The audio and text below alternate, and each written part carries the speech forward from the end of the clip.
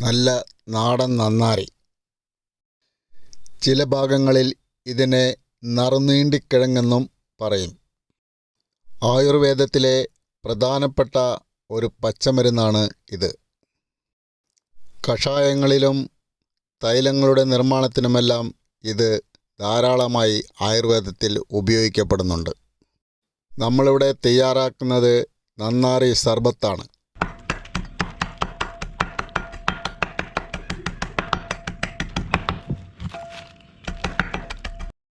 ആദ്യമായി നന്നാരിയെ ചെറിയ രീതിയിൽ വെട്ടി നുറുക്കണം. ആരും തൊലിയും കളഞ്ഞ് കിട്ടുന്ന ഭാഗമാണ് നന്നാരിപ്പരിപ്പ്. ആയുർവേദ യോഗങ്ങളിൽ നന്നാരിപ്പരിപ്പാണ് ഉപയോഗിക്കുക.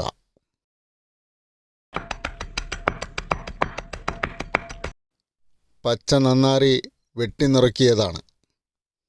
പറഞ്ഞറിയിക്കാത്ത പ്രത്യേകതരം ഒരു സുഗന്ധമാണ് നന്നാരിയുടേത്.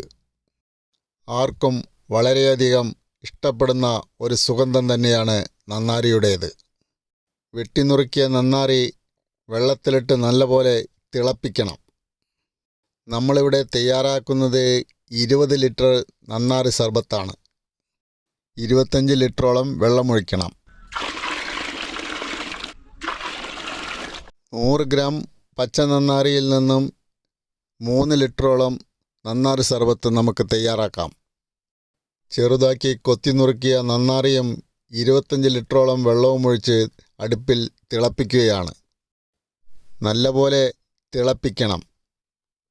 അധികം പുകയില്ലാത്ത രീതിയിലായിരിക്കണം അടുപ്പ് കത്തിക്കേണ്ടത്. നല്ലപോലെ തിളപ്പിച്ച നന്നാരി കുറച്ച് വറ്റിച്ചെടുക്കണം.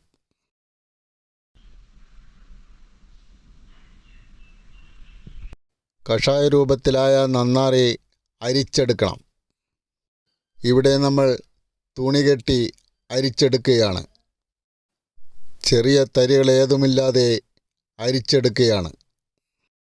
നന്നാരി തണുത്തതിന് ശേഷമാണ് അരിച്ചെടുക്കുന്നത്. വേവിച്ച നന്നാരിയെ നല്ലപോലെ തിരുമ്പി ഉടച്ചതിന് ശേഷമാണ് അരിച്ചെടുക്കുക. അരിച്ചെടുത്ത നന്നാരി കഷായവും അതിൻ്റെ കൊറ്റനുമാണ് കാണുന്നത്. ഇനി ഈ കൊറ്റൻ കൊണ്ട് പ്രയോജനമൊന്നുമില്ല. ഇതിൽ നിന്നുള്ള എല്ലാ സത്തുക്കളും നന്നാരി കഷായത്തിൽ വന്നു ചേർന്നിരിക്കുന്നു. അടുത്തതായി നമ്മൾക്ക് വേണ്ടത് പഞ്ചസാരയാണ്. ഇവിടെ 20 ലിറ്റർ നന്നാരി സർബത്തിന് ഞാൻ 20 കിലോ പഞ്ചസാരയാണ് ഉപയോഗിക്കുന്നത്. ചെറിയ ചൂടിൽ പാത്രം അടുപ്പിൽ വെച്ച് അല്പം പഞ്ചസാര അതിലേക്കിടുന്നു.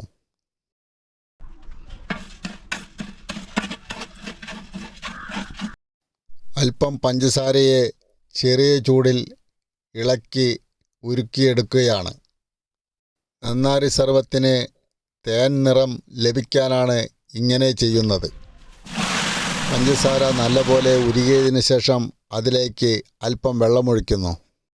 അതിനുശേഷം ബാക്കിയുള്ള പഞ്ചസാരയും അതിലേക്കിടുന്നു.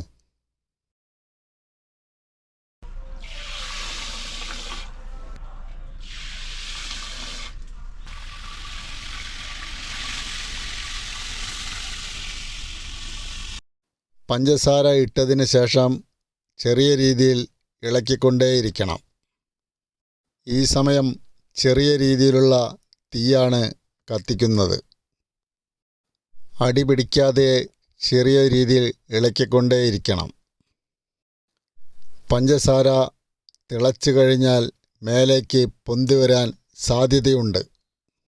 സർബത്ത് തയ്യാറാക്കുന്നതിന് വലിയ പാത്രങ്ങളാണ് നമ്മൾ ഉപയോഗിക്കേണ്ടത്. പൊന്തി വരുന്നതിനെ തടയാൻ അല്പം വെള്ളമൊഴിച്ചാൽ മതി. ചെറിയ രീതിയിലുള്ള തീ മാത്രമേ ഉപയോഗിക്കാവൂ. പതവറ്റി തിളച്ചു വരുന്ന നന്നാരിയിൽ ധാരാളം ആടകൾ കാണാം. ആടകളും അഴുക്കും നീക്കം ചെയ്യാൻ ഒരു മുട്ട പൊട്ടിച്ചൊഴിക്കുന്നു. മുട്ടയുടെ വെള്ളക്കരു മാത്രമേ നമ്മൾക്ക് ആവശ്യമുള്ളൂ. മഞ്ഞക്കരുവും അതിലേക്കിട്ടാൽ എടുത്തു മാറ്റാം. മഞ്ഞക്കരുവിനെ ആദ്യം എടുത്തു മാറ്റുകയാണ്. അടുപ്പിനടുത്ത് തന്നെ ഒരു ചെറിയ പാത്രത്തിൽ വെള്ളം തയ്യാറാക്കി വെച്ചിട്ട് വേണം ഇതെല്ലാം മാറ്റിയെടുക്കാൻ. ഓരോ ആടയും അടിച്ച് വടിച്ച് മാറ്റിയെടുക്കണം.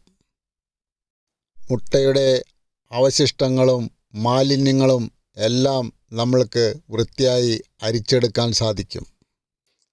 ഈ രീതിയിലാണ് അരിച്ചെടുക്കേണ്ടത്.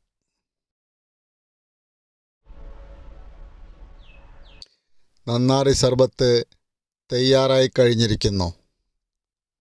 ഇതിനെ ഇനി കോട്ടൺ തുണി കെട്ടി മൂടിക്കെട്ടി വയ്ക്കണം. ചൂടുള്ള നന്നാറി സർബത്തിൽ നിന്ന് വരുന്ന നീരാവികൾ വലിച്ചെടുക്കാനാണ് കോട്ടൺ തുണിയിൽ കെട്ടിവെക്കുന്നത്. ശരീരത്തിന് വളരെയധികം ഉന്മേഷവും തണുപ്പും ലഭിക്കുന്ന ഒരു ഉൽപ്പന്നം തന്നെയാണ് നാടൻ നന്നാറി സർബത്ത്. കുളിർമ മാത്രമല്ല, രക്തശുദ്ധിക്കും വളരെ നല്ലതാണ് നാടൻ നന്നാറി. നമ്മളിവിടെ ഈ സർബത്തിൽ കൃത്രിമമായ കളറുകളോ എസൻസുകളോ ഉപയോഗിച്ചിട്ടില്ല. ഈ രീതിയിൽ വീട്ടിൽ നമ്മൾ സ്വയം തയ്യാറാക്കുന്ന സർബത്താണ് ഏറ്റവും ഗുണകരം. മഹാളിക്കിഴങ്ങ് എന്ന് തമിഴ്നാട്ടിൽ അറിയപ്പെടുന്ന ബി നന്നാറിയാണ് ഇപ്പോൾ പലരും സർബത്ത് നിർമ്മാണത്തിന് ഉപയോഗിക്കുന്നത്. നമ്മൾ തയ്യാറാക്കിയ നന്നാറി സർബത്ത് ഈ രീതിയിൽ വേണം കഴിക്കേണ്ടത്.